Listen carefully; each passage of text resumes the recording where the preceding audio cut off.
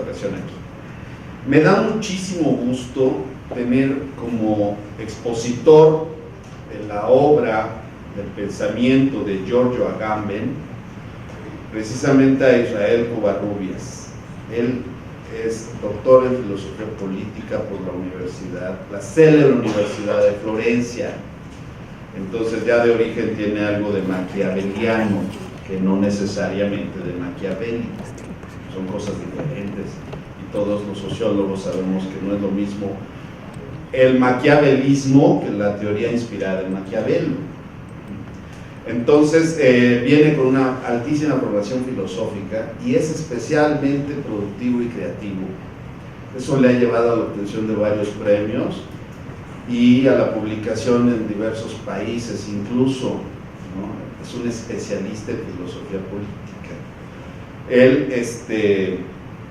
es director todavía desde hace ya muchos años. Yo recuerdo que en 2008 ya era director de la revista Metapolítica, que está viviendo una nueva etapa ya rediseñada y que están distribuyendo en todo el país, porque se distribuye en Sanborns, y ustedes saben que Carlos Slim, aparte del hombre más rico del país y uno de los más ricos del mundo, es uno de los principales difusores de la bibliografía, de los libros, y entonces a través de Sanborns se proyectan varios libros y varias revistas, y una de ellas es Metapolítica, que ha vuelto a tomar su inercia de ser un referente de la discusión política actual en nuestro país. Él es director de esa revista y aparte tiene varios libros y varios trabajos, muchos ensayos.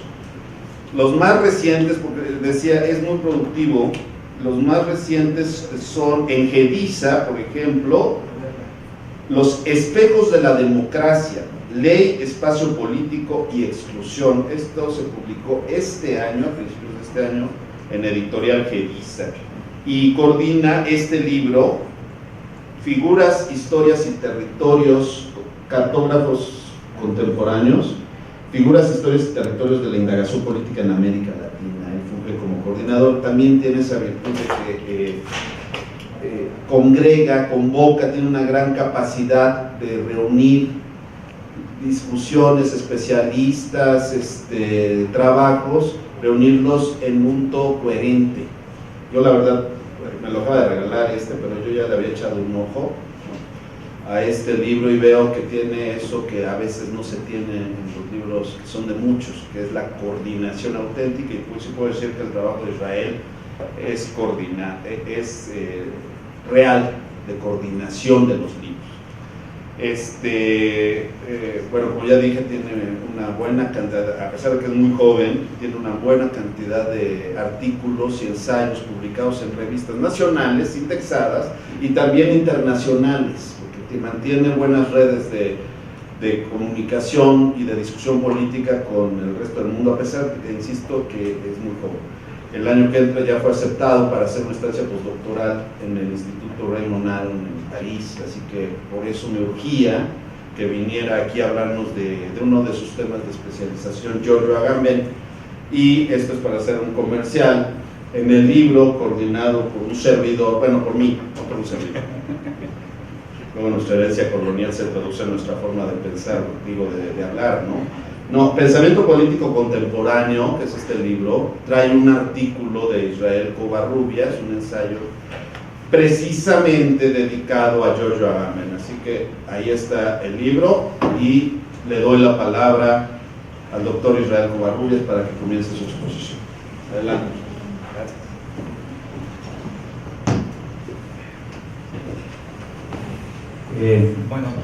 Muy buenas tardes a todos.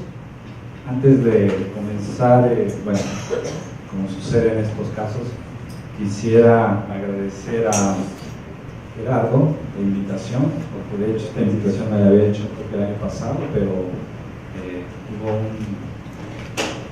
un cierre de plantel o algo así, y bueno, se reprogramó hasta este año. Y doblemente porque, pues yo estudié en esta universidad hace algunos años, no voy a decir cuántos, ¿no?, porque me voy a poner pues más ridículo, ¿no? Pero podríamos poner, digamos, en ridículo a lo mejor a nuestros profesores, ¿no? A ver, rápidamente, yo lo que preparé para hoy es básicamente trabajar la obra del filósofo italiano de Giorgio Agamben a través de dos génesis, una génesis interna a su obra, en donde quiero rápidamente presentarles más que al autor o algunos de los pasajes por los cuales él se ha vuelto célebre tanto en el pensamiento político contemporáneo, en el pensamiento sobre todo, o más bien en particular continental, que hay que subrayar eso porque hay profundas diferencias entre pensamiento político continental y pensamiento político anglosajón, eso es importante, pero yo decía, es una génesis interna a su obra en la cual, pues obviamente por cuestiones de tiempo voy a trabajar o a intentar exponer que hay varias maneras de leerlo, no dependiendo de los fines del lector, sino más bien de la propia estructuración de la obra de Agamben, que es una obra que a la letra comienza desde mediados de los años 60 y bueno, al día de hoy sigue siendo en sus 70 y pico de años, porque Agamben está vivo todavía, ¿no?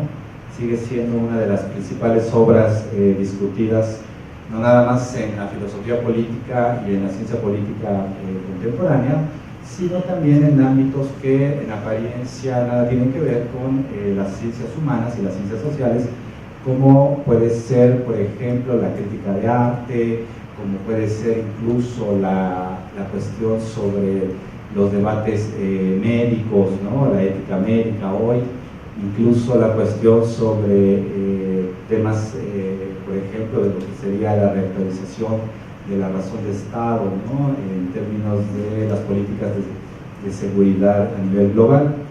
Pero y junto con estas cuatro maneras de leer, que son como, digamos, a mi modo de ver, es un autor poliédrico y por ello, digámoslo, podemos barajear su obra de modo distinto, ¿sí? Y sobre ello me detendré un momento para explicarles qué es esto de barajear de modo distinto la obra de Giorgio Agamben, porque es una obra en realidad no integral, no sistemática, es decir, es alguien que escribe muchas lecturas, es decir, presenta públicamente una lectura y esa lectura después se vuelve un capítulo de un libro o se publica como simplemente separata o como cuadernillo, pero al final hay poca, digamos, cohesión, como a veces a nosotros nos piden, por ejemplo, hoy en el trabajo de investigación, cuando se hace un libro, ¿no? De inicio a fin, con su capitulaje, etcétera, etcétera. Creo que eso no lo encontramos acá y a mi modo de ver, yo lo celebro porque eso es totalmente premoderno y, por decirlo poco, antimoderno, que en los tiempos que hoy corren en campo de filosofía política y de ciencias políticas en general, me parece una fórmula estupenda. Y la otra parte, que es con la que voy a comenzar a trabajar acá, es lo que llamaríamos una génesis externa a su pensamiento. Y dentro de esta génesis externa, a mi modo, yo quisiera detenerme, creo, en dos o tres caracteres centrales y que creo, sin ellos no podemos entender lo que es, digamos, Giorgio Agamben y lo que es su filosofía. ¿Qué es esto de la génesis? Y con eso quiero comenzar. ¿Qué es esto de la génesis externa? Son varias cosas. La primera, creo que tiene que ver con la especificidad cultural de Giorgio Agamben. Él es un jurista que hace estudios profesionales en Roma, Italia, en una gran escuela de Derecho que está en la Sapienza en Roma, y después hará alguna estación en la Universidad de Turín con un profesor que es, creo, poco conocido en México, porque a quien se conoce acá en México de Turín, pues es nada más ni nada menos que Alberto Bobbio, que es, dicho sea de paso, un profesor, digamos, secundario dentro de la escolástica italiana de la segunda posguerra. Es el mismo profesor con el cual también va a estudiar, por ejemplo, Umberto Eco, el propio Gianni Battimo, un contemporáneo de Giorgio Agamben que se llama Mario Perniola, y que al final se llama Luigi Peirson, el profesor italiano de Turín, que hace una de las mejores escuelas de estética de toda Europa, que es la misma escuela de estética donde ustedes pueden hoy de algún modo encontrar ecos, por ejemplo, en la obra de alguien que, si bien no estudió directamente con él, está influido por su escuela, como lo es Roberto Calasso, que a lo mejor algunos de ustedes lo conocen, ¿no? Es el gran filólogo italiano, que es el director editorial de la editorial Adelphi, que es una de las grandes editoriales europeas, y sobre todo con atención a básicamente toda la que es lo que es dado en llamar la Mitteleuropa, que es, digamos, las lenguas menores en el concierto europeo, que son la Viena, por ejemplo, de Freud, Trieste, ¿no? Que es todo un circuito cultural de gran envergadura y que muchos dicen es ahí donde se revela culturalmente, previo a la República de Weimar, la verdadera, digamos, innovación cultural y filosófica de Europa.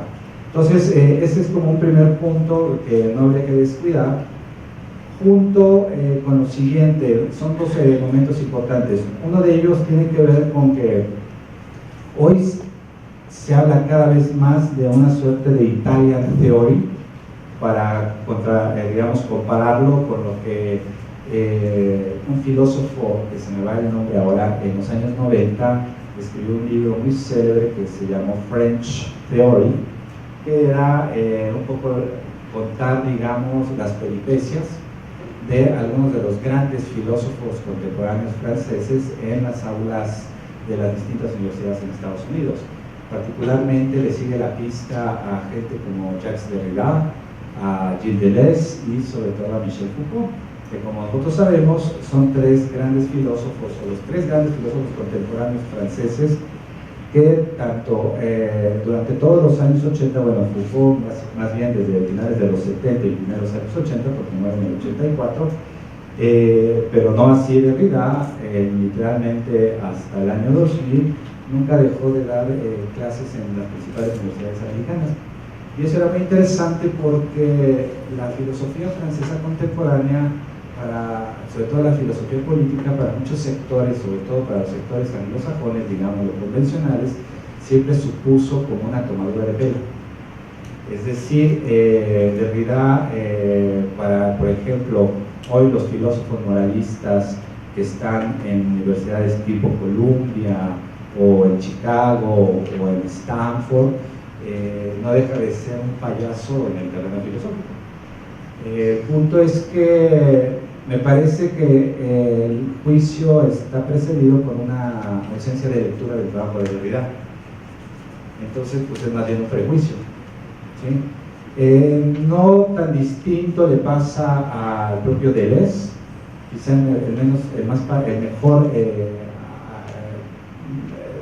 digamos, absorbido culturalmente es Foucault, pero aquí también está la otra peculiaridad, que todos ellos no llegaron directamente a las facultades o a los departamentos de filosofía de digamos, del primer circuito universitario americano, sino básicamente a las facultades de estudios culturales o a las facultades de literatura, ¿sí? Que es como a donde los encasillaron, ¿sí? En este supuesto, digamos, espíritu logocrático que tenía la cultura, digamos, la filosofía francesa, básicamente desde la Ilustración hasta nuestros días, que es el privilegio y la fascinación por la letra escrita, ¿sí? Ese es un poco el espíritu logocrático.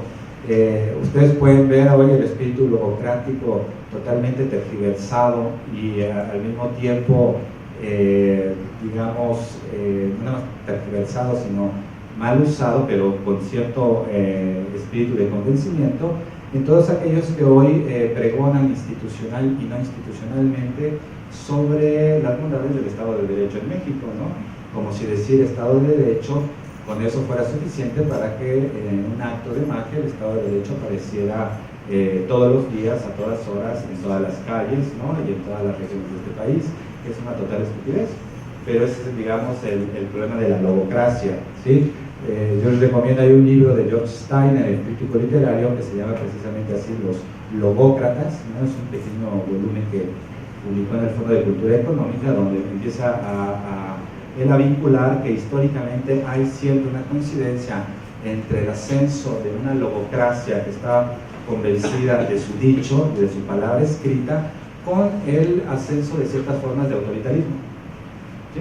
Entonces él, por ejemplo, empieza a ubicar todos los discursos contrarrevolucionarios que suceden después de la Revolución Francesa y, digamos, el viraje que la Primera República Francesa va a tener hacia no una república de derechos, como pregonaba la Declaración de Derechos del Hombre de la propia Revolución, sino más bien a una monarquía encabezada por Napoleón. ¿Sí? Entonces, a ver, ¿por qué esto?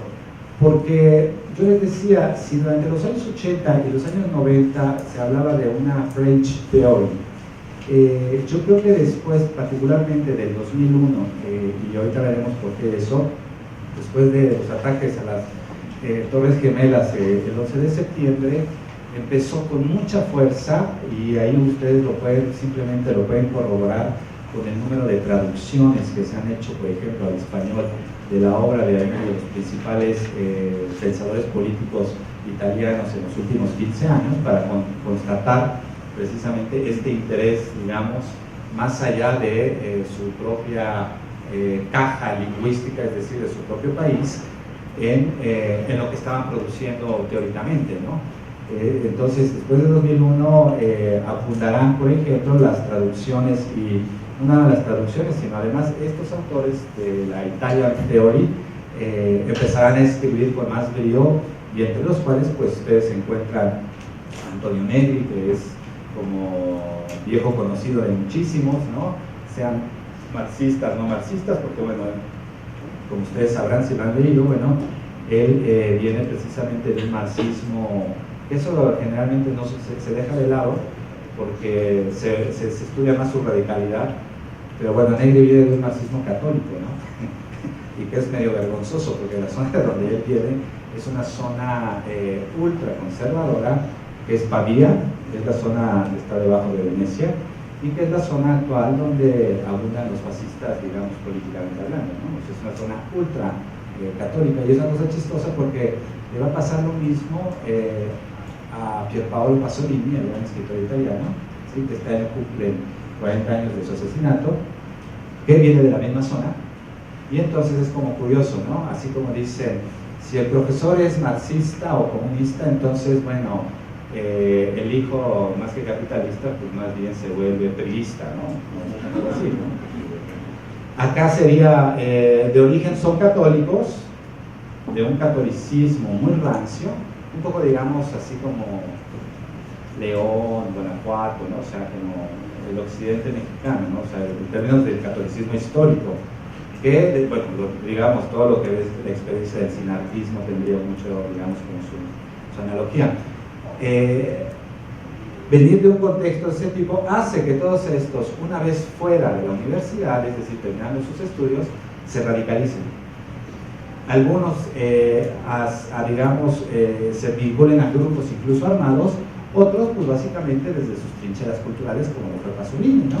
Que si ustedes observan, bueno, Pasolini no nada más es director de cine, sino también es poeta, escribía todos los días en periódicos, participaba en debates de televisión, ¿sí? Entonces todo esto que ahora abunda y que a veces nuestros propios profesores nos observan de que es muy pernicioso para la circulación de ideas y para la producción de las ideas mismas, como son las supuestas mesas de debate que vemos en la televisión, en los programas Canal 4, el 13, el 40, etcétera, etcétera. Bueno, Pasolini ya en los 60 estaba indicando precisamente el efecto pernicioso de esto que, por ejemplo, este autor que es ítalo-francés, porque es de Turín, Guy Debord, con la Sociedad del Espectáculo observaba, ¿sí? Entonces, al final, repito, no nada más es Antonio Negri, es Roberto Espósito, que también acá ya lo discutieron, o lo van a discutir, ¿no? Sí, el siglo pasado. También, bueno, está Giorgio Agamben, está Mario Perniola, que es una figura, digamos, tienen la misma edad, de hecho estudiaron juntos Mario Perniola y Agamben, pero, digamos, él se va al trabajo totalmente de la reflexión estética. Está también Paolo Virno, por ejemplo, tenemos, no sé, yo podría ahí poner también a Carlo Galli, que es el schmittiano italiano. También podría poner, por ejemplo, a... ¿quién más? Estoy pensando. No, Carl Schmitt era alemán. No, pero Carlo Galli. No, Carlo Galli. Oh, sí. Tenemos el especialista, Carl Schmitt. Sí, claro, entonces... Heidegger. Sí, vaya lo que dice. Vamos a ver, que se avienta un palomazo ahorita sobre Heidegger. No. No, bueno, a ver, junto con ellos, digamos, habría que hacer una ulterior diferenciación porque no nada más es que pertenezcan a generaciones distintas, sino que tienen trayectorias totalmente distintas. ¿Por qué? Porque la de Giorgio Agamben es una trayectoria que está más vinculada al trabajo de la filología, eso es importante, y en el sentido, bueno, digamos, al trabajo de la filosofía, pero en su sentido originario, que es más bien hacer un trabajo crítico con las palabras, que es el trabajo clásico del filólogo, y buscar, obviamente, sus nudos originarios en términos de la filiación, ¿no? Semántica de una categoría, de quién fue el primero que lo dijo, por qué lo dijo, cómo lo dijo, etc. Y cómo va cambiando en el tiempo la semántica sobre esa categoría. Entonces, ese es una primera rasgo que, por ejemplo, estos otros no tienen. O sea, Roberto Espósito no lo tiene, Negri tampoco lo va a tener, algunos contemporáneos de Negri tampoco lo tienen, porque ellos son más bien esa generación que en México es muy común encontrarla aún hoy en día en las aulas, que es la generación del académico militante. Es decir, del académico que está convencido que no hay mediación entre la teoría y la acción, ¿no? Es un poco, digamos, para no meternos en problemas, ¿no? Como la metáfora de José Revueltas, ¿no? O sea, un gran escritor, pero que siempre está convencido de que su escritura está al servicio de la acción revolucionaria. Lejos de decir que eso está bien o está mal, ahí se ve mejor. Y así ya se ve. O sea, lejos de decir si está bien o está mal eso, porque no es aquí una cuestión axiológica o normativa, sí nos pone, digamos, nos anuncia hacia dónde se está yendo o hacia dónde se irá Giorgio Agamben. ¿Por qué? Porque él, luego de estudiar en Roma, se va a estudiar precisamente con Heidegger. Bueno, a Heidegger ya lo expulsaron en ese entonces de la universidad, porque como ustedes saben, tenía una afiliación nacionalsocialista, ¿sí? Al término de la Segunda Guerra Mundial. Lo licencian de la universidad, se va a rumiar sus enconos o no enconos o sus silencios a su casa de la Selva Negra y empieza a hacer lo que era muy común, hasta el día de hoy sigue siendo muy común, seminarios privados, ¿sí? Con 5 o 6 colegas o alumnos, y en una sede determinada se trabaja en torno a un texto. Bueno, Agamben trabaja con Heidegger un par de seminarios, o bueno, es partícipe de uno de los 2 seminarios que va a dar en Letó, en Francia, Heidegger. Uno de ellos es sobre Heráclito, es decir, presocráticos, y el otro es sobre Hegel, el otro seminario que da Heidegger, y son los 2 que trabajan. ¿Y por qué esto? Esto es importante, o sea, no es porque sea determinante en la posterior, digamos, desarrollo de la obra de Agamben, pero sí va a ser muy importante para entender cómo va en la obra de Agamben ir oscilando de la filología clásica a el estudio de la estética o de la iconología, y posteriormente cada vez más a, digamos, a la reflexión abiertamente política, ¿sí? Si nosotros pensamos en una línea de tiempo y pensamos, digo, estos seminarios que toma Agamben con Heidegger son por allá de finales de los años 60, ¿sí? El primer libro de Agamben es de 1970. Ya en los años anteriores ha estado escribiendo pequeñas cosas, pero es hasta 1970 que aparece su primer libro, que se llama El hombre sin contenidos, y que es una reflexión en torno a la estética y a la posibilidad o no, o más bien reflexionar en torno a esto que en los estudios estéticos llaman lo irrepresentable de la obra de arte. ¿sí? O sea, al final el artista siempre tiene una intención o un motivo que se escapa a aquello que queda, digamos, en la pintura. Y si a eso dice Agamben le agregamos que a partir del siglo XVIII, con la proscripción de que la obra de arte no puede ser tocada, por eso es la idea del museo de no tocar, ¿no? Tenemos un brete, digamos, doblemente complicado, porque al final le delegas básicamente esta parte de irrepresentable que quiere expresar de algún modo el artista, por eso el arte es inquietante, y por eso mismo, ustedes lo deben saber bien, Platón va a expulsar a los poetas de la República. ¿Por qué? Porque pues, producen un arte totalmente inquietante, ¿sí?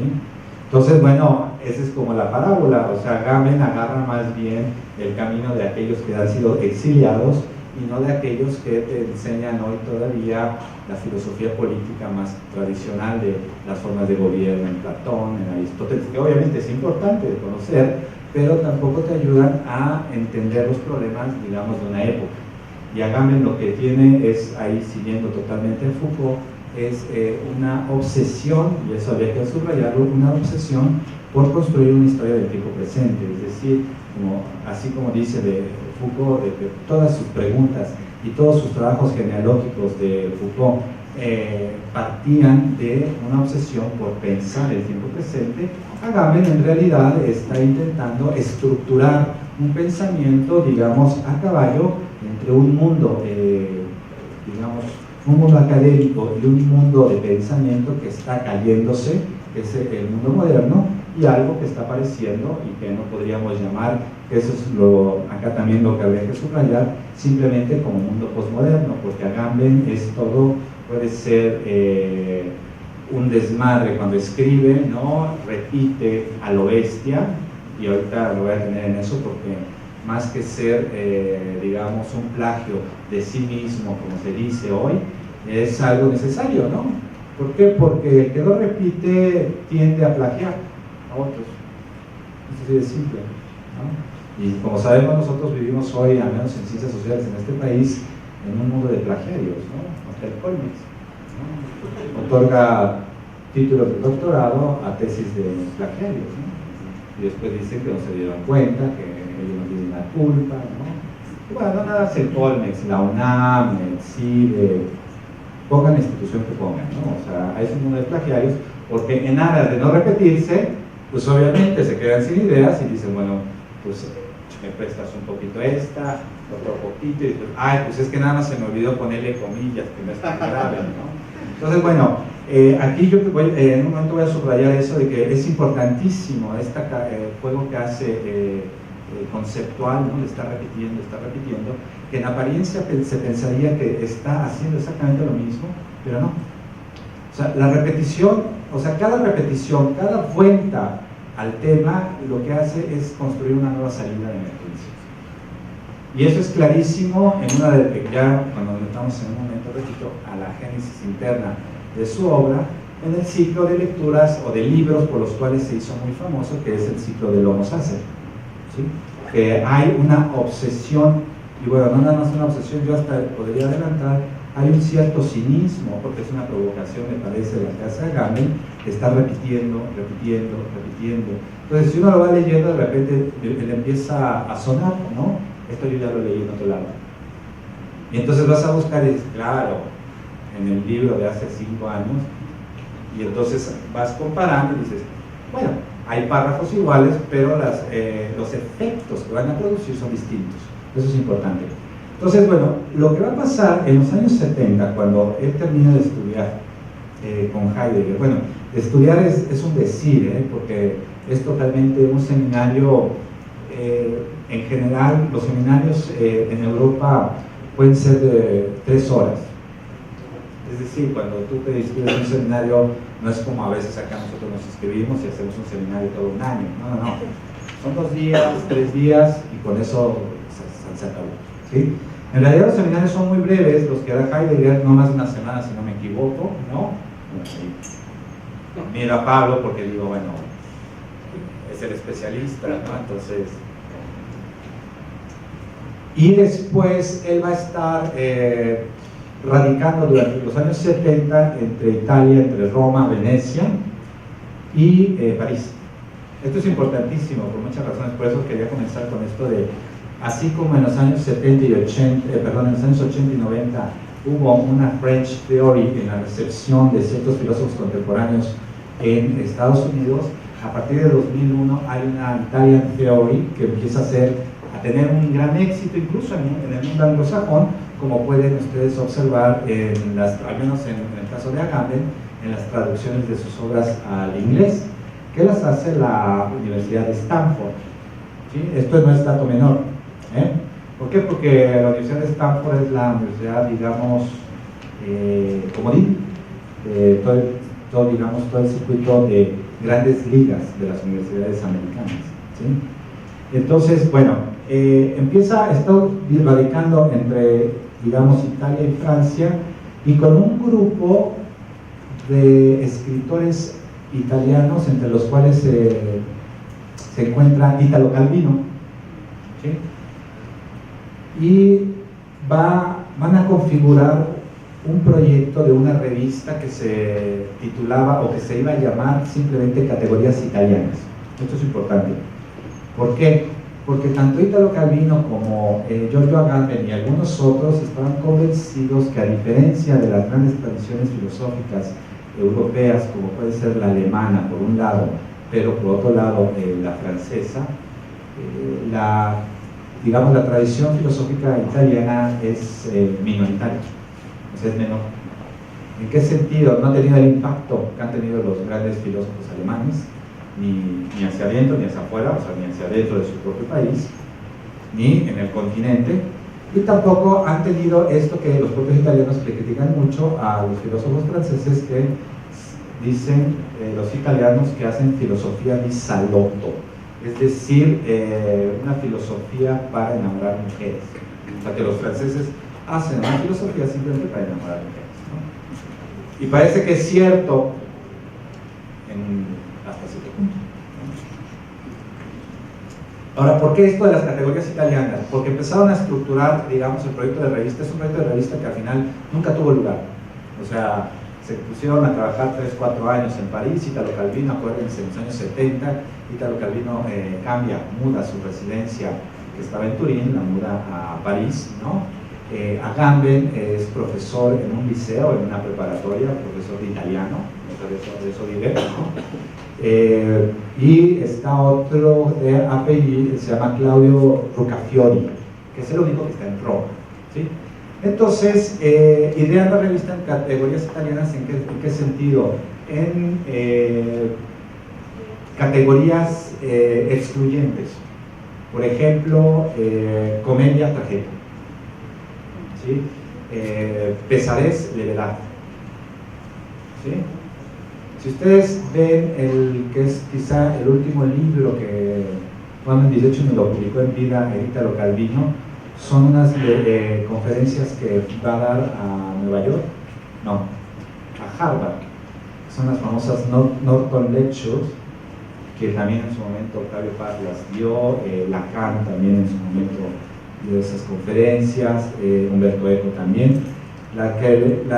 Que de hecho son los textos, porque de hecho no alcanza a darlas porque se muere Calvino, se llaman algo así como 5 lecciones para alcanzar el próximo milenio. Y entonces lo que él estaba trabajando eran 5 categorías de la cultura occidental que iban a ser básicas para el siglo XXI. Entre ellas, por ejemplo, levedad, ¿sí?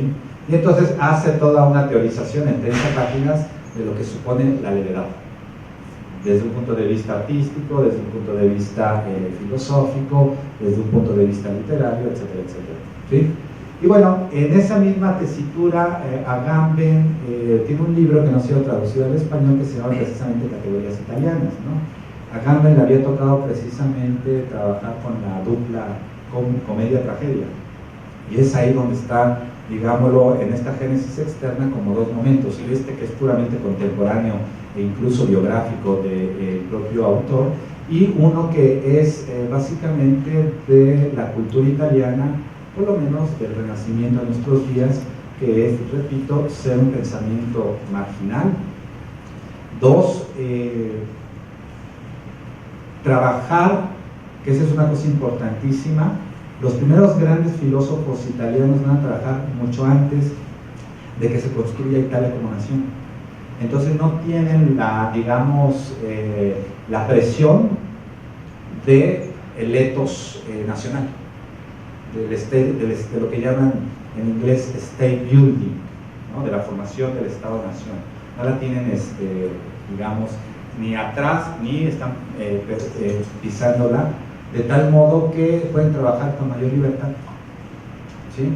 Acuérdense que el primer gran filósofo de la modernidad que decide trabajar a través de su madre lengua es Kant. ¿Sí? Porque antes de él todos siguen oscilando entre las madres lenguas, francés, alemán, español y sobre todo el latín, que es la gran lengua hasta bien entrado el 17. ¿Sí? Entonces, acá lo que va digamos, a caracterizar el pensamiento italiano es eso. Por un lado, que tienen esa camisa de fuerza digamos, del Estado, de la dimensión del Estado, y es por eso que hasta el día de hoy se dice en chiste de que pues, los italianos no tienen idea de lo que es el Estado. Y bueno, en gran medida es cierto, ¿no? O sea, si pusieron 20 años en gobierno a un payaso como Berlusconi, es no tener idea de lo que es el Estado, es así de simple, ¿no? Y bueno, entonces, a ver, junto con este elemento histórico hay otro que es importante, y es que la mayor parte de los pensadores italianos van a estar como, digamos, como que sus interlocutores no van a ser sus colegas, sino la vida cívica, digamos, de sus ciudades, ¿no? De sus sociedades, de sus barrios, etcétera, etcétera, etcétera. Es decir, es un pensamiento muy vinculado a la acción, en ese sentido, ¿sí? Y sobre todo a lo que es el compromiso cívico, que es distinto, muy distinto y muy distante de lo que define al intelectual moderno, que es básicamente, si seguimos o más bien atendemos lo que Habermas trabaja en su texto sobre el origen y el desarrollo de la opinión pública en Occidente, es totalmente ajeno a eso. Es decir, por un lado es ajeno a los salones literarios, por otro lado es ajeno a dirigirse a algo así como anónimo que llamas opinión pública, y totalmente ajeno a influir en las opiniones de los otros. ¿Sí? Acá hay más bien un carácter festivo, eso es importantísimo, que es totalmente renacentista. ¿Sí? Si ustedes observan, eso lo refiere a Gamben en este libro de las categorías italianas, observan los tres cimientos importantes, no nada más de la cultura italiana, sino básicamente de la literatura moderna, son comedias. O sea, es Dante, es Boccaccio y es Petrarca. ¿Sí? O sea, antes de Shakespeare, antes de Cervantes y antes de que ustedes quieran poner, están precisamente estos tres grandes que fundan básicamente lo que es la literatura moderna. ¿Sí? Y bueno, y lo fundan a partir de Dante a través de la comedia. O sea, que es muy importante acá. Y entonces, ¿por qué la comedia? Porque al final estos tienen como un estilo de ironizar el poder. Por eso se dirigen precisamente, es una filosofía muy horizontal, es decir, se dirige al ciudadano, digamos, común y corriente, vamos a ponerlo de esa manera, ¿sí? ¿Qué es esto de ironizar el poder, burlarse de él en última instancia, o de algún modo? Porque es la única forma de poder neutralizarlo, sin participar, esto es lo importante, sin participar directamente, como les decía hace un momento, en la acción, es decir, sin tener que estar encabezando un movimiento de masas o un movimiento obrero, etcétera, etcétera. Bueno, Agamben viene, digamos, como recuperando esa vieja tradición renacentista en el siglo XX, ¿sí? ¿Por qué? Porque al final ironizar, criticar el poder a través de ironías es no nada más neutralizarlo, sino también, como lo plantea en un texto reciente, que es de 2013, es básicamente estar en posibilidades de pensar en una teoría del poder destituyente, ¿sí?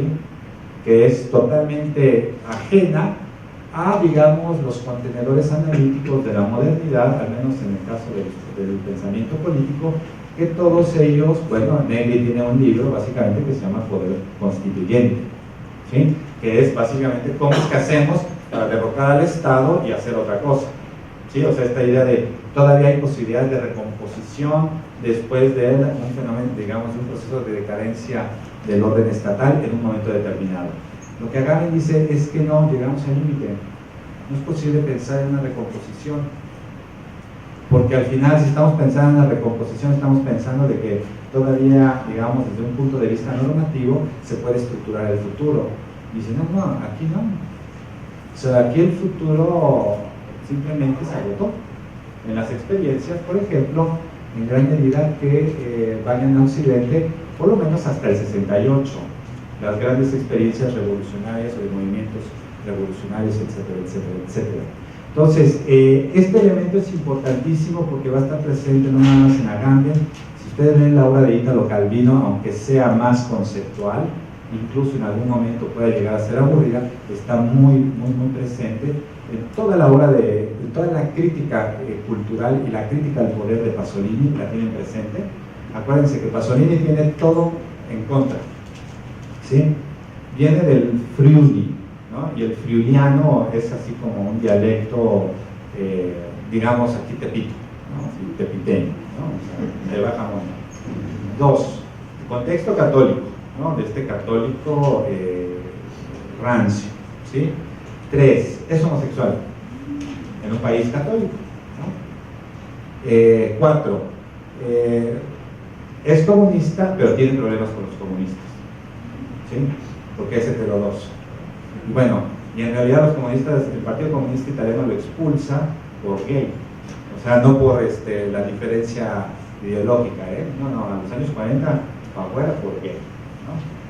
Tiene problemas con la iglesia, sí, porque es como el principal centro de ataque de todas sus peroratas periodísticas, ¿no? Pero además tiene problemas con los socialistas y tiene problemas con los demás sectores de la izquierda, o sea, no se halla en el mundo, en realidad, ¿no? Y bueno, eso al final lo hace, por un lado, un intelectual con un carácter único, ¿sí? Pero por otro lado, pues en parte se le va la vida ahí, porque, digo, al año pasado sacaron una película sobre las últimas horas de Pasolini. Digo, veanla, pero bueno, no agarra, digamos, las tesis que debiera agarrar, porque al final, pues parece que más bien había un problema con ciertos grupos del poder, y que es al final aquellos que de algún modo hacen que aparezca muerto como si fuera un problema de locas, ¿no? De conflicto entre locas, así tal cual, ¿no? Porque lo mataron a golpes, o sea, es simple, ¿no? Bueno, pero al final, repito, la ironía está muy presente, ¿no? O sea, no es burlarse del poder, es ironizar lo que dice Agamben, su anárquica consistencia, porque dice, y se lo cito rápidamente, seguramente algunos de ustedes han visto la película de Pasolini, su última película, que son los 120 días Saló, o los 120 días de Sodoma, ¿no? Y Agamben dice, bueno, ¿qué es esto de lo anárquico del poder? Ahorita les digo rápidamente.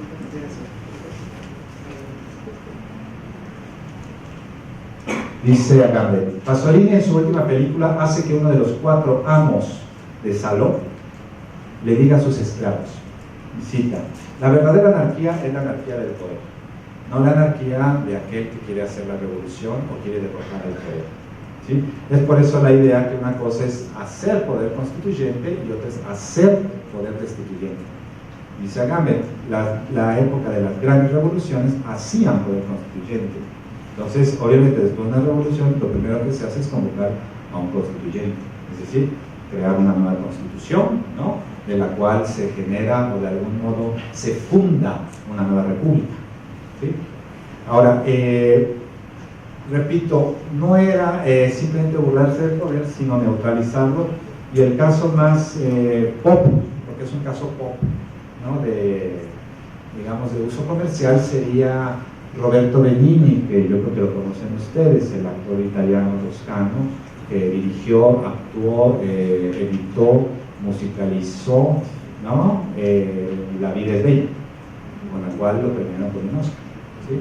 Y entonces, obviamente, el juicio, cuando gana el Oscar, si recuerdan, era de que, bueno, dejaba entrever, digamos, el lado humano de los campos de concentración, ¿sí? Y entonces, pues sí, muchas críticas a este Benigni le cayeron porque decían, es que lo humano no se revelaba así. Es decir, en realidad no había ironía, ¿no? Se nos había agotado la ironía para poder de algún modo limitar, digamos, el ejercicio del poder, quizá absoluto, que estaba presente en los lagos, ¿no? Y ustedes pueden ahí compararla muy bien con la lectura de otro italiano que se suicida al final, en los años 80, que es Primo Levi. Léanse su libro Si este es su nombre, ¿no? Para entender lo que es la lectura de un sobreviviente de un campo de concentración y ver si había o no forma de ironizar, como lo había hecho este Roberto Benigni en La vida es bella, ¿sí? Entonces, bueno, ese es uno el primer punto. El segundo tiene que ver que junto con este, digamos, elemento marginal y junto con este, digamos, desapego del Estado-Nación, el pensamiento italiano, por lo menos, ya ahí sí, ya claramente, no de Dante, no de Salutati o de los humanistas precedentes a Maquiavelo, sino a partir de Maquiavelo en adelante, van a tener un problema con el poder político real, ¿sí? Todos ellos son escritores de exilio, eso es importante.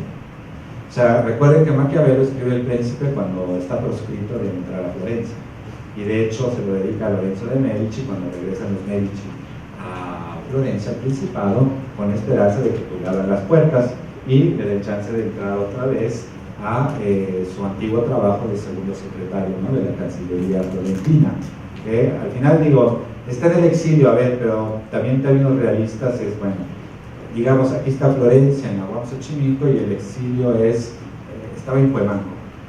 O sea, en términos de distancia, o sea, tampoco es que sea muy distante, o sea, es San Cayano, que es menos de 5 kilómetros de distancia del centro de Florencia, ¿no?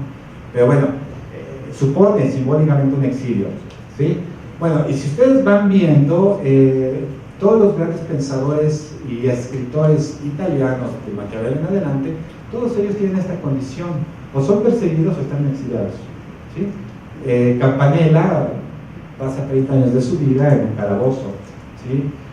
Pico más o menos corre la misma suerte, Giacomo Leopardi ya en el 19 bajo las mismas, bueno, Gramsci pasa toda su vida intelectual en cárcel, ¿sí? Bueno, Negri pasa en 2 periodos, ¿no? Aproximadamente 10 años en cárcel, ¿no? En el primero por finales de los años 70 porque lo quieren señalar como el autor intelectual del asesinato del primer ministro, ¿no? De Aldo Moro, ¿sí? Y bueno, el segundo cuando regresa en el 97 a entregarse porque dice yo no hice nada, y bueno, lo meten a la cárcel otro tanto de años, ¿no? 6, 7 años más, ¿no? Ahora, bueno, junto con él, bueno, Agamben, por eso yo señalaba de, bueno, es alguien que está oscilando siempre entre la cultura francesa y la cultura italiana, ¿sí? Y entonces, junto a los años 70, junto con esto de haber seguido estos cursos de Heidegger, por un lado, estar ideando esta revista que nunca publicaron, pero que ustedes pueden encontrar algunos indicios del proyecto en un pequeño artículo que Agamben agrega a su libro que se llama Historia e Infancia, ¿sí? Se llama Proyecto para una revista, el artículo. Y entonces ahí él está contando la historia de este proyecto de la revista que tenía con Calvino, ¿sí? Ahora, después de ser profesor de italiano en Francia, gana una beca y se va a Londres, a la Universidad de Londres, al Instituto Barbour, ¿sí? Que recordarán, bueno, si no lo saben, el Instituto Barbour es el instituto que nace por la herencia de Aby Barbour, ¿sí? el gran, digamos, estudioso de la iconología y de la estética renacentista, ¿no?, alemán, que en algún momento se pide, y es más conocido porque enloqueció, y entonces vive mucho tiempo o largas temporadas en psiquiátricos, ¿sí? Pero tiene una de las, si no es que la mejor biblioteca para estudios renacentistas.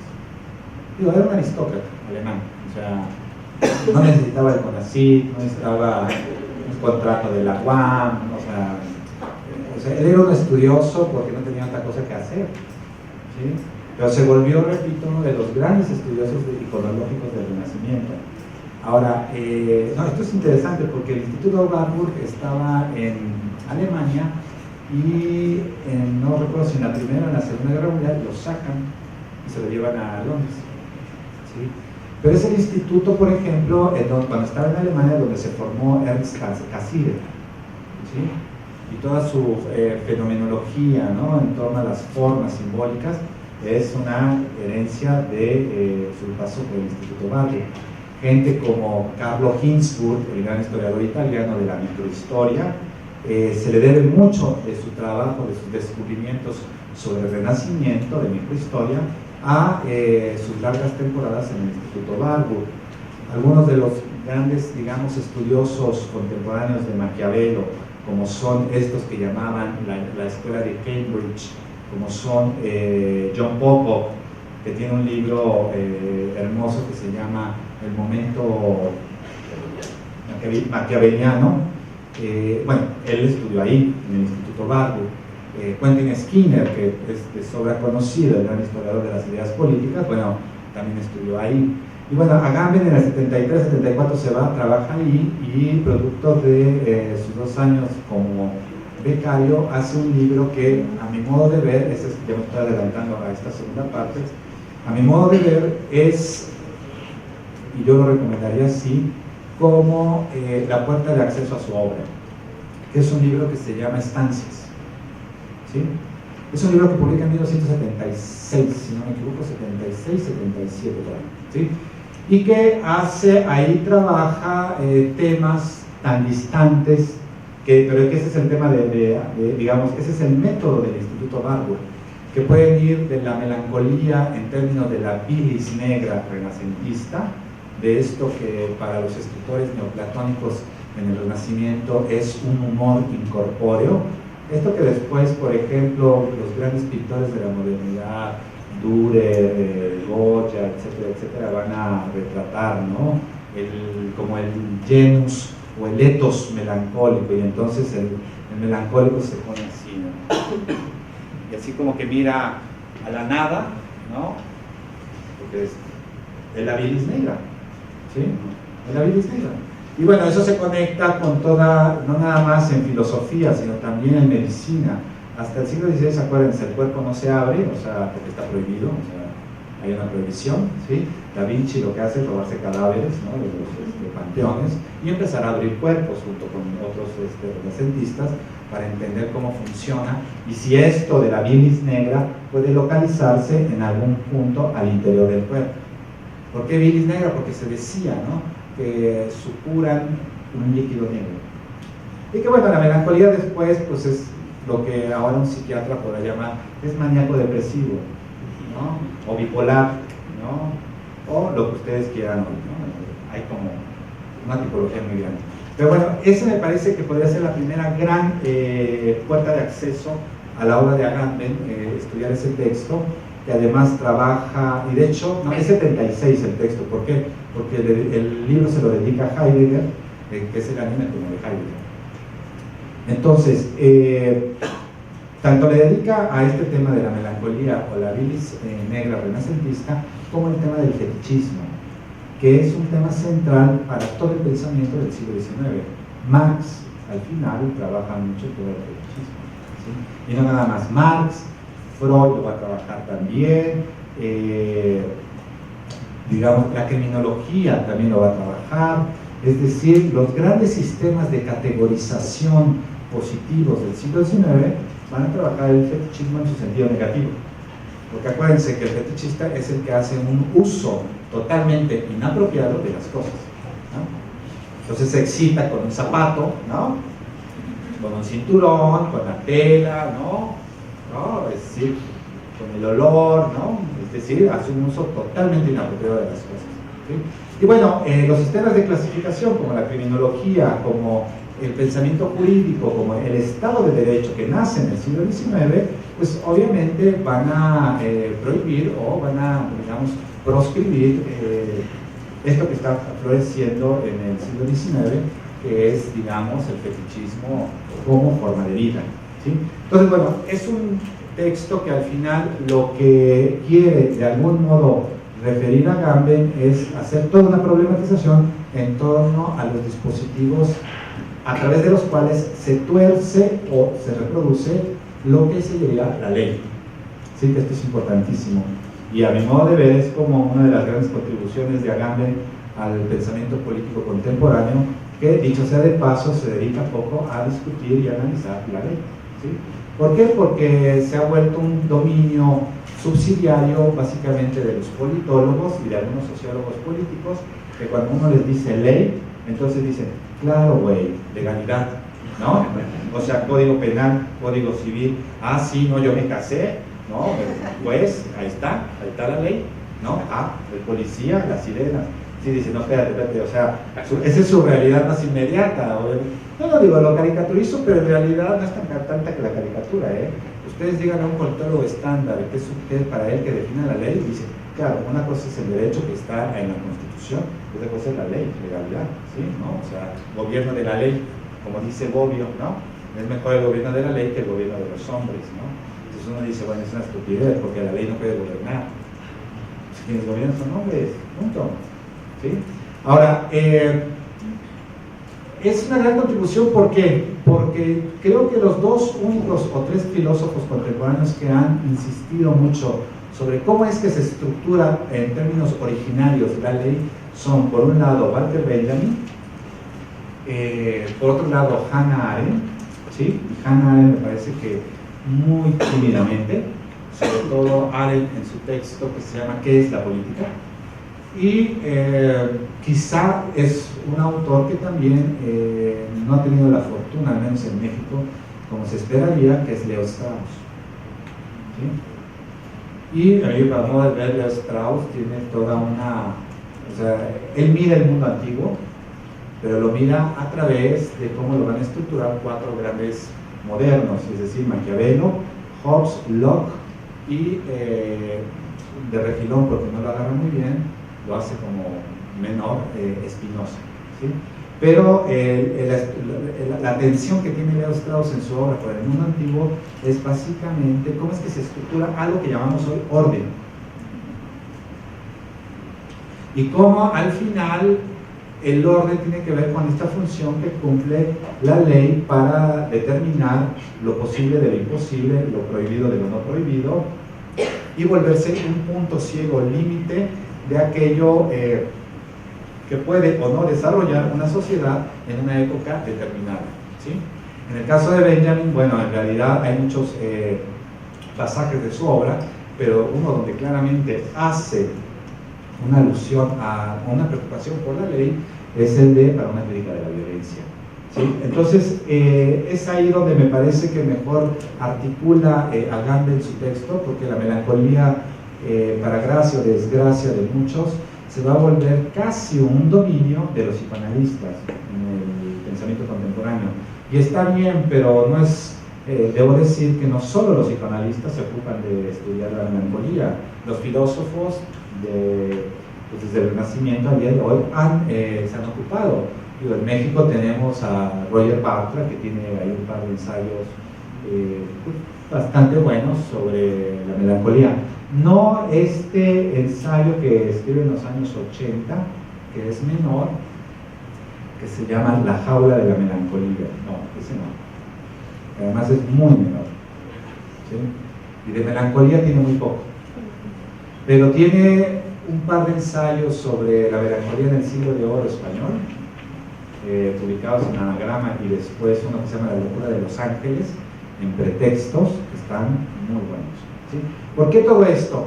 porque al final el tema de la melancolía no nada más va a ser, repito, dominio de estetas, de filósofos, ahora de psicoanalistas, sino también de aquellos que son arquitectos, aquellos que son pintores, aquellos que son escultores.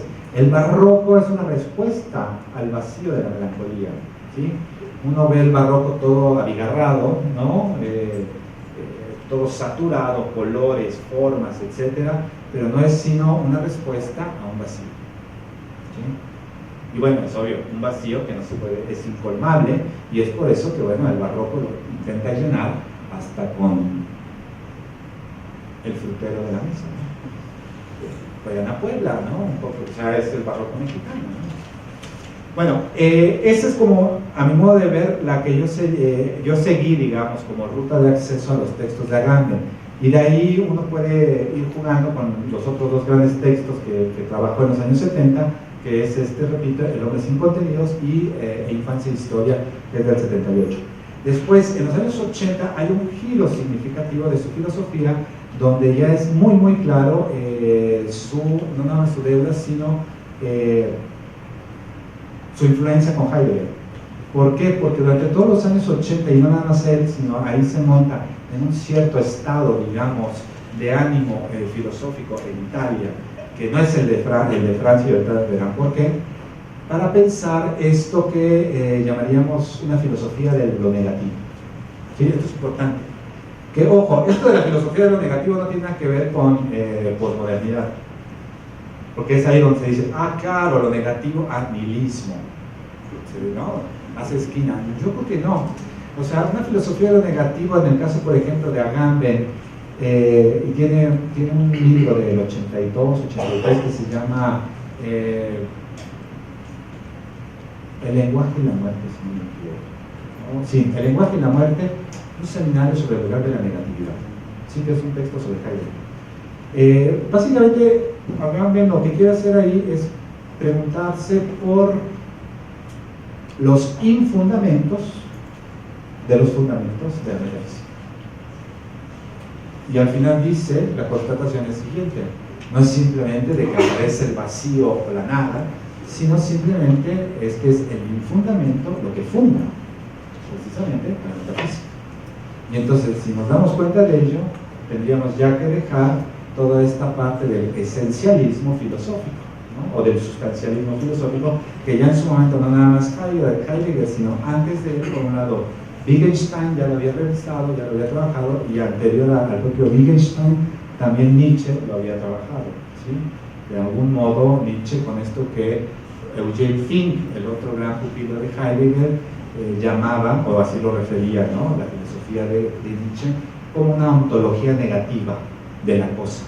¿Por qué? Porque no le interesaba el ser a Nietzsche, sino le interesaban los valores, es decir, la manera en cómo se relacionaban a través de un sujeto con su potencialidad en un juego de diferencias, ¿sí? Entonces, esto de una filosofía de lo negativo en los años 80 va a ser eco en ciertos círculos intelectuales que van a confundir lo negativo con el nihilismo por un lado, y por otro lado lo negativo con lo que se le va a ocurrir a dos filósofos italianos, y que es la versión que va a llegar a México, es a Gianni Vattimo y a Pieraldo Robati, que escriben un libro que se llama El pensamiento débil. Es decir, esta idea de que no hay fundamento, y entonces, bueno, hay como una suerte, entre comillas, de relativismo categorial. Eso hace esquina, sí, ese libro específicamente sí hace esquina con lo que Lyotard en el 78-79 publica sobre el discurso de la posmodernidad, pero no lo que hace Agamben. Eso es importante, ¿sí? Porque después Vattimo va a hacer trabajos de filosofía de gran, digamos, de largo respiro, que nada tenían que ver ya con esto del pensamiento débil, ¿sí?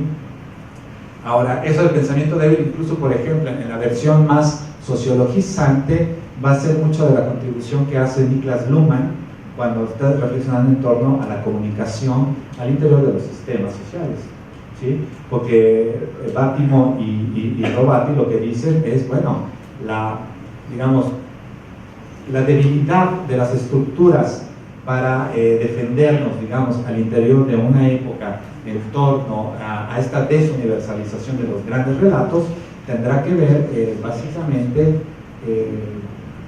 dicen, con quizá pensar al hombre, digamos, no con su incompletud, como lo va a hacer Agamben, sino al hombre más allá precisamente de su propia socialidad.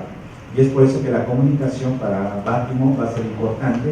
Y ustedes saben, porque yo creo que muchos de aquí son sociólogos, ¿no? Cuando leen a Luhmann, que Luhmann dice no hay sujetos, hay comunicaciones, ¿no? O sea, obvio, Luhmann llega a eso por otra vía, pero es muy próximo a esto del pensamiento débil. Entonces, en los 80 Agamben tiene eso y termina la década con dos textos, y me apuro rápidamente, les robo 5 minutos más, con uno que se llama La comunidad que viene, que es del principio de los 90, y otro que se llama simplemente Medios sin fin, notas sobre la política, que es un texto, ahora les digo, porque es una colección de ensayos de, fíjense, la primera edición es de, acá dice de 96, pero los ensayos son ensayos del 93, 94, hasta ahí, ¿sí? Entonces, a ver, ¿por qué esto? Porque precisamente en este libro de Medios sin fin hay un texto que se llama Notas sobre la política, ¿sí? Y es donde él va a apuntar lo que va a ser ya su programa de investigación durante los últimos 25 años y que comienza formalmente con la publicación en 1995 de su obra hasta el día de hoy más célebre, Homo Sacer, El poder soberano y la vida nuda, ¿sí? Y lo leo rápidamente, es la primera página, dice, porque además, ojo, esto tiene que ver también coyunturalmente con la caída del muro de Berlín, ¿sí? Con la disolución de la Unión Soviética, es decir, es un momento de coyuntura, digamos, global importante. Entonces él dice, la caída del Partido Comunista Soviético y el dominio sin velos del Estado Democrático Capitalista a escala planetaria han limpiado el campo, o han, digamos, arado el campo de los dos principales obstáculos ideológicos que impedían la recuperación de una filosofía política a la altura de nuestro tiempo, que era, por un lado, el estalinismo y el progresismo y el Estado de Derecho por la otra. Ojo, esto es importantísimo, porque sin esta acepción de que es ahí más bien, no es el comunismo ni el socialismo realmente existente el que muere, sino en realidad es el fundamento de la democracia en términos de Estado de Derecho, el que ahí se acaba, no entenderíamos todo el ciclo del Homo Sacer, ¿sí? El pensamiento se encuentra así hoy, esto lo está escribiendo en 1992, por primera vez de frente a su tarea, sin ninguna ilusión y sin posible aliados. Delante de nuestros ojos está para desarrollarse donde sea la gran transformación que empuja uno después del otro a los reinos de la tierra, repúblicas, monarquías, tiranías, democracias, federaciones, estados nacionales, etcétera, etcétera, hacia el estado espectacular integrado, cita de Ward, o hacia el capital parlamentarismo, y ahí cita a Lambadio, que constituye la situación extrema de la forma Estado. Y como la gran transformación de la primera revolución industrial había destruido las estructuras sociales y políticas y las categorías del derecho público del antiguo régimen, así los términos soberanía, derecho, nación, pueblo, democracia y voluntad general cubren hoy una realidad que no tiene nada que ver con aquello que estos conceptos designaban y que hoy acríticamente continúan a servir en la literatura de la cual hoy hablamos en filosofía política. ¿Sí? Esto es importantísimo. La opinión pública y el consenso no tienen nada que hacer con la voluntad general, más de lo que la policía internacional que conduce hoy las guerras no tenga que hacer con la soberanía del jus público europeo, ¿sí? Entonces, esto es importantísimo. ¿Por qué? Porque Agamben va a seguir a partir del 95 hasta el día de hoy, porque el último texto que publica del Homo Sacer es este, que se llama Éxtasis, la guerra civil como paradigma político, ¿sí? Que es un texto que en realidad son unas conferencias que dio en Estados Unidos en 2001, fíjense, en octubre de 2001, o sea, un mes después, unas semanas después de los atentados, ¿no? Da unas conferencias, y es anterior a su otro libro célebre de la colección del Homo Sacer, que es el de estado de excepción, que es de 2003. ¿Sí? Ahora, ¿por qué esto? Porque va a seguir a Foucault hasta cierto punto. Foucault, en La voluntad de saber, en algún momento empieza a hacer toda a introducir todo el tema de la biopolítica, ¿sí? Que al final lo que va a ser el Estado moderno, que va a pasar del antiguo régimen al Estado, digamos, ya digamos, al Estado de seguridad y después que Deleuze lo llama de control, es básicamente lo que moldea, lo que controla, lo que dosifica, es la vida y no el ciudadano. Esas son cosas distintas, ¿sí? Entonces, siguiendo esas pistas y después del propio curso que Foucault tiene sobre el poder biopolítico y la biopolítica en general, Agamben va a trabajar en los dos únicos ámbitos que él dice en los cuales Foucault no trabajó. O sea, acuérdense, Foucault trabaja en el ámbito de psicología, en ámbito de filosofía, en ámbito de historia, en ámbito, digamos, cultural, en ámbito de literatura. Pero los dos únicos ámbitos en los cuales no le dio tiempo de trabajar es en el de la teología y en el del derecho. Y son los dos ámbitos categoriales en los cuales ha trabajado Agamben los últimos 25 años. A través, precisamente, digámoslo, vamos a ponerlo así, de la lupa de Foucault y de toda la biopolítica, expandiendo precisamente el debate sobre la biopolítica, que dicho sea de paso, ha tenido una mejor recepción en Italia y en Estados Unidos que en Francia, que es, pues, como sería la cuna de donde nació el debate, ¿sí? Entonces, esa es una, digamos, de las cosas que ya rápidamente, con esto termino, quisiera señalar. El ciclo del Homo Sacer es trabajar sobre las paradojas contemporáneas de la soberanía, paradojas que básicamente se reducen a una exclusión incluyente, es decir, la cosa, el motivo que hace cuerpo de la soberanía no es el monarca, ¿no?, sino es básicamente la relación con algo que podríamos después llamar el sujeto y que puede cobrar la forma, por ejemplo, del pueblo. Pero una vez que es evocado y convocado el pueblo, es decir, el pueblo como abstracción es incluido, pero por ejemplo el pueblo como sujeto, es decir, como ciudadano ordinario, es el que queda fuera de esa inclusión, no nada más categorial, sino política de la forma del Estado, ¿sí? Entonces es más o menos, digamos, a grandes trazos, porque tendríamos que trabajar básicamente nada más una charla sobre el Homo Sacer, el inicio precisamente de este ciclo, y repito, son una serie de libros que van secuenciados. Viene el título Homo Sacer, el poder soberano y la nuda vida, y después va a poner Agamben un par de referencias, ¿no? Homo Sacer 1,2 o 2,1, etcétera, etcétera. El problema con él es que, como va publicando los libros, es un desmadre. Porque si ustedes reúnen los libros conforme fueron publicados, no coincide la numeración. O sea, no hay una secuencia. Entonces, este tendría que ser leído después de este, que es el primero. Y después tendría que venir el estado de excepción. Y después el reino y la gloria. Y después Opus Dei. Y después Altísima Pobreza. Y después por ahí se llaman otros dos títulos, ¿no?, del ciclo. Ahora, yo quería proponerles rápidamente, si ustedes quieren acercarse a su obra, si es que no la han leído, una lectura, llamémosle corta, ¿no? Yo les decía, hay 4 formas de leerlo. Una es con el ciclo del Homo Sacer, otra es seguir exclusivamente, él tiene toda una serie de textos que nada más hace preguntas simples. ¿Qué es lo contemporáneo? ¿Qué es un dispositivo? ¿Qué es un campo?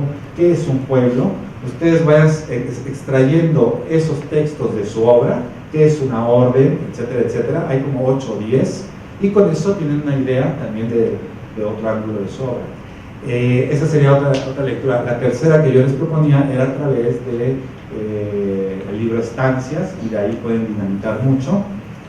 Y la cuarta y última sería una lectura que ya podría ser un escalón más, menos de pensamiento político, más de teoría política clásica, que empezaría con este texto que se llama Notas sobre la política, que es un texto de 4 páginas, que está en el libro Medio sin fin. Ese sería el primero. 2, ¿qué es una orden? Fíjense, este es un texto del 92. Este de ¿qué es una orden? Salió en español ahora en 2012. Y es un texto que él trabaja en 2011. Entonces, del 92 llegamos a 2011 con este de ¿qué es una orden? ¿Sí? ¿Por qué este de qué es una orden? Porque él ahí hace toda la genealogía de la palabra, de la categoría orden, en sus dos claros sentidos: orden como imperativo, cállate, ¿no? Y orden como separación que agrupa, es decir, pon en orden tu cuarto, entonces tienes que ir separando, ¿no? Ropa sucia, ropa limpia, etcétera, etcétera. Es esa idea que está muy clara en los griegos en la categoría de nomos, que es orden separando, ¿sí? Entonces él dice, su tesis de ese texto es simple: un poder se disuelve y deja de mandar en el momento, no cuando es desobedecido, es decir, cuando hay protestas, hay confrontaciones, no, sino en el momento en que deja de dar órdenes, es decir, que deja de ser imperativo, y la otra, en términos enunciativos, y la otra deja de agrupar. Sí, ese es el punto. Entonces yo diría, léanse notas sobre la política, después qué es una orden. 3, la introducción de un libro que la edición española se llama Democracia en Suspenso. La edición original es en francés, se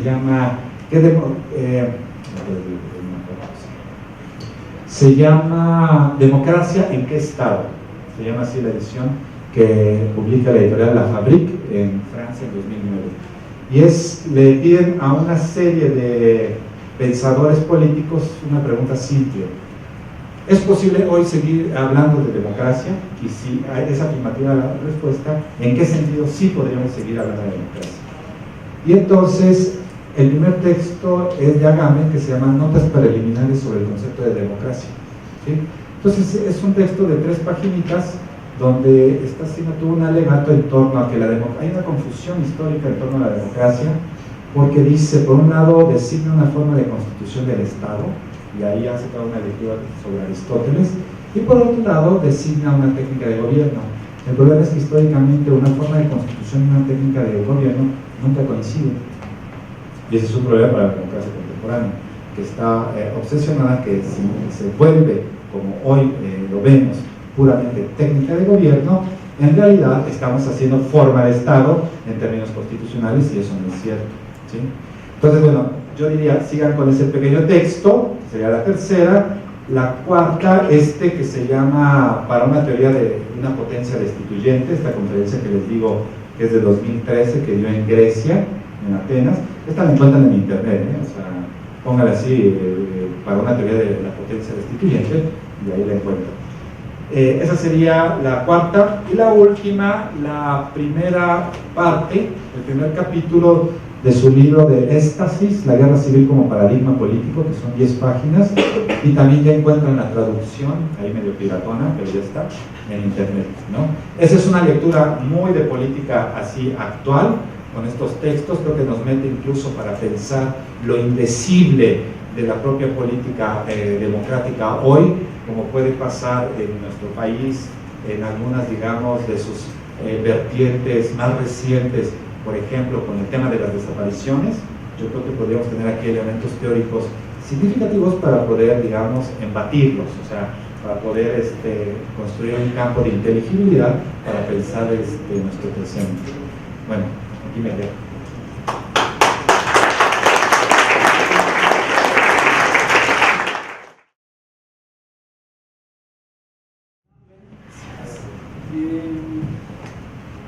Gracias. Mi pregunta se relaciona a la aportación de Agamben en relación a la filología. Si la cuestión de la definición de todas estas categorías, pues puede decir que es una de sus aportaciones principales, y si no es así, ¿cuáles considera esto? Solamente si podía mencionar algo del libro de estado de excepción, si podía puntualizar algo del texto, sería bueno. Sí. Gracias. ¿Cuál que consideras que es un par de categorías o de forma de pensamiento que le va a deber a Heidegger? ¿Cuál va a ser la principal tema, categorías? Lo que mencionaste, lo de lo negativo, ¿no? pero quizá por ahí hay otra cosa, ¿no? Que quizá despliegue después haga. Ahorita que tocaste lo de lo negativo, tengo una pregunta. Esto de la filosofía de lo negativo, había autores como, bueno, antipsiquiatras, no sé, soy estudiante de psicología. En los 80s, 70s también hubo un movimiento importante en Italia que era la antipsiquiatría, con Franco Basaglia.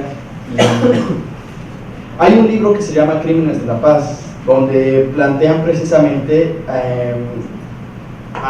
el opuesto negativo de la locura y de los locos como pues representantes de lo negativo en esta sociedad, ¿no? Como un opuesto, sí, un opuesto que sostiene los estándares de cordura y de razón, ¿no? Entonces no sé si esto de lo negativo tenga que ver con lo que dice Agamben o no.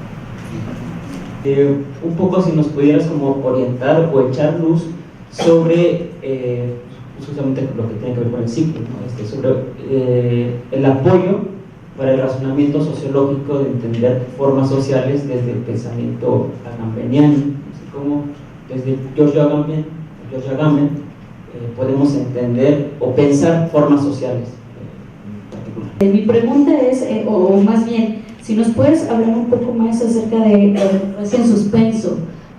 Bueno, yo particularmente soy maestra de preparatoria, doy estructura socioeconómica y entonces queda mucha duda, ¿no?, en los chicos sobre qué es la democracia, si realmente estamos en un estado democrático o no, y pues sí me gustaría que ampliara más. Gracias. Buenas noches. Mi pregunta es básicamente ¿qué tan aterrizable podría ser el texto de estado de excepción a nuestra realidad social, ya que hablaste de la parte de los 43 desaparecidos? Bueno, más o menos, no hablaste de los 43, pero hablaste de las desapariciones. ¿Qué tan aterrizable podría ser tanto ese texto como todos los que mencionaste? Porque podríamos mantenernos como en un nivel un poco abstracto. Yo también soy profesora, entonces los chicos igual se quedan como en el, híjole, ¿qué sigue, no? Entonces te puedo hablar de teorías y de diferentes textos, pero ¿cómo te los aterrizo a nuestra sociedad? No tanto en la parte europea, sino centrarlo aquí en México. Adelante, Israel. Sí, a ver, yo creo que podríamos como reagrupar dos o tres dimensiones.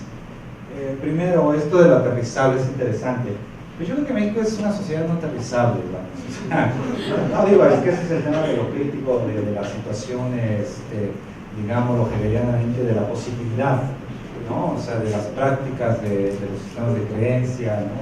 De la manera tan caótica en la cual nos hemos estado en los últimos lustros desarrollando como vida en sociedad. Yo creo que, a ver, lo del estado de excepción, y ahí entraría, por un lado, lo que preguntaron ahí en torno a Walter Benjamin y Schmitt. Y yo creo que también ahí, de algún modo, entraría esto que también preguntaban sobre comprender formas sociales de vida, ¿no? Yo creo que el tema del estado de excepción tiene una historicidad, o sea, no es una categoría, o sea, la categoría la crean los jacobinos pocos años después de acabada la Revolución Francesa. Y de hecho es en el primer constituyente francés, en el constituyente que da vida a la Primera República Francesa, en donde está presente la cláusula de estado de excepción. El estado de excepción, en una primera excepción, era un estado de emergencia, ¿no? En función del principio westfaliano de la soberanía, en términos de la posibilidad o la potencialidad de hacerse la guerra entre estados, ¿sí? Para ahí va, o para ir en ese sentido. Pero también en algún momento empezó a ser configurado hacia, digamos, fronteras adentro del principio westfaliano de soberanía. Y la excepción es la que en última instancia le da la vigencia a la regla. O sea, no hay Estado de Derecho que no funde su excepcionalidad. ¿Por qué? Porque de algún modo es ese vacío, digamos, lo societal, que no puede ser capturado en un conjunto, digamos, de reglamentos, de leyes, que es aquel que termina siendo la excepcionalidad. Ayer lo que hizo la Suprema Corte de Justicia, al darle a 4 gatos la posibilidad, ¿no? De que, pues, que cultiven de marihuana, bueno, es una excepción dentro de la regla. Y obviamente, bueno, la Secretaría de Salud y otros, no estamos de acuerdo, está bien, eso no nos importa. Porque el Estado de Derecho, y si lo vinculas al Estado de Derecho democrático, está obligado a soportarse a través de sus excepciones. Y no nada más soportarse, sino en gran medida legitima lo que es el imperio de la ley a través de aquello que no está adentro de la ley, ¿sí? Ese es un primer tema. El otro tema que tiene que ver con el estado de excepción tiene que ver también con la suspensión de garantías, digámoslo, de facto, ¿no? Como nosotros sabemos, en este país, por lo menos incluso durante el sexenio de Felipe Calderón, hubo zonas completas, territorialmente hablando, en guerra civil, no declarada, obviamente. Pero si atendemos a la definición que regula la guerra civil jurídicamente, que es aquella que abreva por un lado de Naciones Unidas, pues ya cuando vemos, digamos, la referencia sociológica de cuántos tienen que estar en combate, cuántos mueren, pues por mucho lo sobrepasamos, ¿sí? Bueno, yo creo que al final ahí la excepcionalidad va a tener que ver con un juego no necesariamente de adentro a afuera. Esto es importante en términos, digámoslo, teóricos, pero también en términos históricos, porque siempre pensamos que la ley es como los amigos de la ley y los enemigos de la ley, ¿no? Entonces nosotros vivimos y pagamos impuestos, ¿no? Respetamos al vecino, votamos, ¿no? Etcétera, etcétera, somos amigos de la ley, ¿no? Somos unos hijos de puta que no pagamos impuestos, que además extorsionamos aquí a los maestros, que no los dejamos estacionar, ¿no? Etcétera, etcétera. Bueno, entonces eres enemigo, estás fuera. No, la cuestión no es topográfica. Yo creo que ahí está el problema, y es ahí donde Agamben, en esto del estado de excepción, tiene una precisión endemoniada, porque la excepción solo es excepción si está dentro de la ley. Es decir, el criminal no es criminal porque nació criminal, es criminal porque el Estado dice que es criminal. Punto. ¿Por qué? Porque, bueno, pues eso es lo que está debatiendo con la marihuana, ¿no? O sea, dice, claro, tienes chance de portar hasta 5 gramos, pero claro, si traes un guatito, ¿no? Para toda tu semana, pues te van a acusar de narcotraficante, ¿no? Así de, o sea, ese es como lo superfluo de pensar la excepción simplemente en la lógica adentro-afuera, ¿sí? Y eso va junto con lo de Schmitt, precisamente, porque al final el debate que tiene Agamben a lo largo del estado de excepción de su ensayo es dar cuenta de todo el debate que tuvo Schmitt con Benjamin en torno a este tema, ¿sí?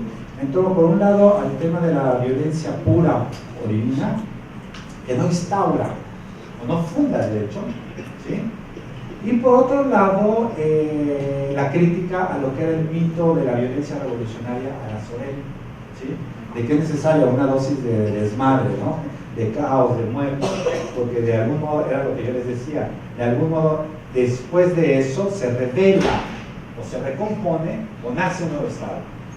No, dice a Benjamin y Schmitt ahí también, eso no es posible. O sea, no es adentro afuera, es adentro. Acuérdense, la frase inicial del texto de Schmitt de la teología política es simple: el soberano es aquel que decide sobre el estado de excepción, ¿sí? Benjamin en realidad lo que hace es invertir la fórmula, donde dice, es que no es la regla y la excepción, sino más bien la excepción es la regla. ¿Sí? O sea, hace un vuelco total de la fórmula, que es donde va a apuntalar en gran medida Agamben en el estado de excepción. Sí, yo creo que lo de las desapariciones tiene mucho que ver ahí con ello. Es una suerte de grado cero y tendría que ver con lo que también preguntaban ahí con relación al tema de la suspensión en la democracia. Es como ese, digamos, grado cero. ¿En qué sentido? No en el sentido de Roland Barthes, es en el sentido de cómo llamaron después del 11 de septiembre la zona donde estaban las Torres Gemelas. Se llama grado cero. y que es precisamente como heideggerianamente, me parece que es ahí donde está una de las otras conexiones con Heidegger, es ahí no hay simplemente nada. ¿Sí? Eso es importante acá. ¿Por qué? Porque no es simplemente una coyuntura para inteligir el sexenio de Peña Nieto, ¿no? De decir, bueno, se le va a recordar por los desaparecidos de Ayotzinapa y por algunas otras cosas, sino que es como el punto de grado cero al cual una sociedad puede, digamos, vislumbrar en términos de no aterrizaje. ¿Sí? Una sociedad que permite que desaparezcan 2, que desaparezcan 5, que desaparezcan 43, de repente puede permitir que desaparezcan todo el mundo. Es como decía el poeta, si no me equivoco, romántico Schelling, hay que tener cuidado cuando vemos que alguien está quemando un libro, porque pronto vamos a ver que ahí van a quemar cuerpos. ¿Sí? Entonces sería, digamos, en la paráfrasis, a través de Agamben, de la excepción, tendríamos que decir, hay que tener cuidado de que se desaparezcan 43, porque en ese sentido podemos desaparecer todos. ¿Sí? Entonces, ahí va una... Sí, esto del aterrizaje. Yo pienso que hay que tener cuidado también porque pareciera que tenemos como muchos indicios sociológicos, ¿no? Para corroborar de que, claro, ahí está el estado de excepción. Y no es tan así. Yo creo que habría que meter todavía una serie de mediaciones, que es como lo que decían ya más convencionalmente, ¿cómo hacemos que las categorías generales tengan nombres, se vuelvan nombres propios? Es decir, cómo las puedes ir escalonando para ir indicando realidades sociales, ¿no? El estado de excepción tú lo puedes ver, por ejemplo, siguiendo no nada más las discusiones, sino cómo ha sido el curso con la respuesta del Código Penal local y del gobierno de Mancera con relación a la protesta, particularmente en contra de la protesta de la CENTE, y bueno, no más de la CENTE, sino de todo el ciclo de protestas que hubo de la toma de protesta, precisamente de Peña Nieto, ¿no? En diciembre del 2012, a octubre de 2013, ¿sí? En términos de los cambios en el artículo sobre delitos a la paz pública, ¿sí? De cómo estaban antes y cómo estaba después. Esa es excepción, ese es estado de excepción. Ojo, en un estado de excepción en el sentido de se suspenden las garantías, sino en su sentido de más bien hay como un momento, digámoslo, que se congela. ¿Sí? Porque si tú vas viendo estas dos, es simpaticísimo, te lo cuento rápido. El artículo y el Código Penal venía de la época de Andrés Manuel cuando era jefe de gobierno, ¿no? De 2001, si no me equivoco, 2002. El problema era que aquel que era acusado precisamente de ataques a la paz pública, pues la sentencia era hasta 30 años. Pero bueno, el universo social para que tú fueras acusado es, si tú te estabas madreando con tu vecino a golpes, eso era suficiente para que te dijeran ataques a la paz pública. Así como el así llamado anarquista que estaba quemando a un granadero. O sea, las situaciones podrían ser cualquiera. Es por eso que no hay afuera. ¿Sí? ¿Qué hace Mancera? Pues al final se dan cuenta, después de los disturbios de la toma de protesta, que a los 60 y pico de chicos que agarran y dicen ataques a la paz pública, dicen, ¿y ahora cómo los sacamos? ¿Por qué? Porque al final tampoco darles 15, 20 años es ridículo. Entonces lo que hacen es cambiar el Código Penal. ¿Sí? Esos usos de la ley son necesarios. O sea, al final la excepcionalidad no tendríamos que verla en términos verticales, digamos, entre el poder y lo social, sino más bien en términos reticulares, ¿no? O sea, el poder no es aquel que está arriba, sino es el que está al lado, ¿sí? Entonces es ahí donde el estado de excepción cobra más forma. El estado de excepción puede cobrar la forma, por ejemplo, de lo que hace Roosevelt, el ejemplo que toma Agamben con el New Deal. Es decir, el National Recovery Act es una figura de discrecionalidad del Poder Ejecutivo que echa, digamos, a andar Roosevelt porque el Congreso simplemente no le va a aprobar los recursos de emergencia que necesitan para sacar después de la crisis del 29 a Estados Unidos. ¿Sí? Lo que hace en otro orden de ideas Bush Jr. con el Acta Patriótica es eso. Es decir, es una ley donde un policía se te veía con barba, con pinta de árabe más o menos, pues dice, este es terrorista. Te agarraba y te llevaban a Guantánamo, por ejemplo, sin juicio. ¿Sí? O sea, yo creo que sí hay como usos, ¿no? O sea, habría que meternos ya, digamos, a las experiencias puntuales para entender por qué, porque al final Mancera dice, reduzcamos el número de años de aquellos que hacen disturbios a la paz pública, pero pongamos la reincidencia. Y entonces, digamos, el castigo va en función de qué tantas veces reincides por ataques a la paz pública. Entonces, obviamente, si tú tienes un ciclo de protestas, obvio, pueden ser un año o medio año, es obvio que a lo mejor muchas veces van a reincidir. ¿Sí? Ese es el uso, digamos, discrecional, ¿no? de la excepcionalidad en términos puramente instrumentales, ¿no? Ahora, yo creo que rápidamente, Heidegger, bueno, yo creo que todo esto sobre la lengua, ¿no? El lenguaje como casa del ser me parece que está totalmente presente. Y de hecho ni siquiera lo tiene que nombrar Agamben porque es clarísimo, ¿no? Otra cosa que también está muy presente tiene que ver con esto del agotamiento de la categoría de sujeto, y que ese es un problema. ¿Por qué? Porque eso no te permite pensar la democracia, ¿no? O sea, la democracia nace en sujetos, llámenle ciudadanos, llámenle de otro modo, pero son sujetos, ¿no? Entonces, este agotamiento sobre el tema del sujeto a lo mejor es otro motivo que por ahí Agamben está muy pegado sobre lo negativo también, ¿no?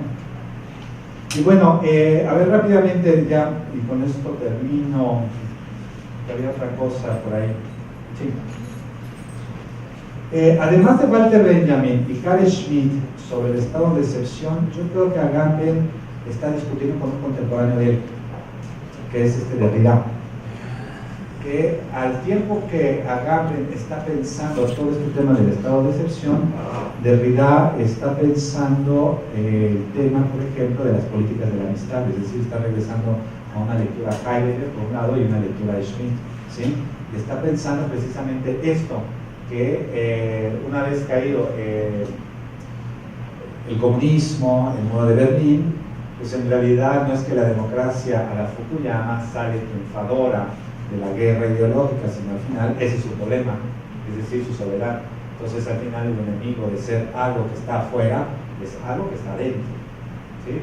Y es por eso que, por un lado, toda la agenda global, si van ustedes observándola, por un lado va a empezar a surgir el tema del crimen organizado transnacional como prioridad global en los años 90 y después del 2001 con el terrorismo, ¿no? Hasta el día de hoy. O sea, esto del terrorismo produjo cosas tan enloquecidas como que en 2004 todavía o 2005, y no sé si ahora todavía, está prohibido hasta cierta cantidad que tú lleves huitlacoche a Estados Unidos, porque es un arma biológica. No, está tipificado.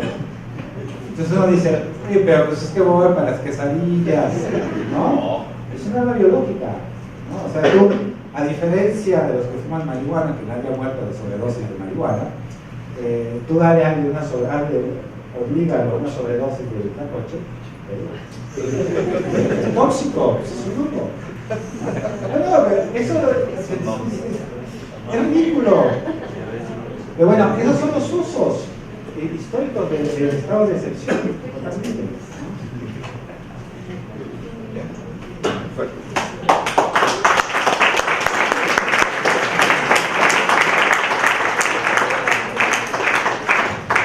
Muy bien, bueno, le agradecemos nuevamente a Israel Covarrubias este esfuerzo de síntesis, además de una obra muy compleja, pero muy y altamente recomendable.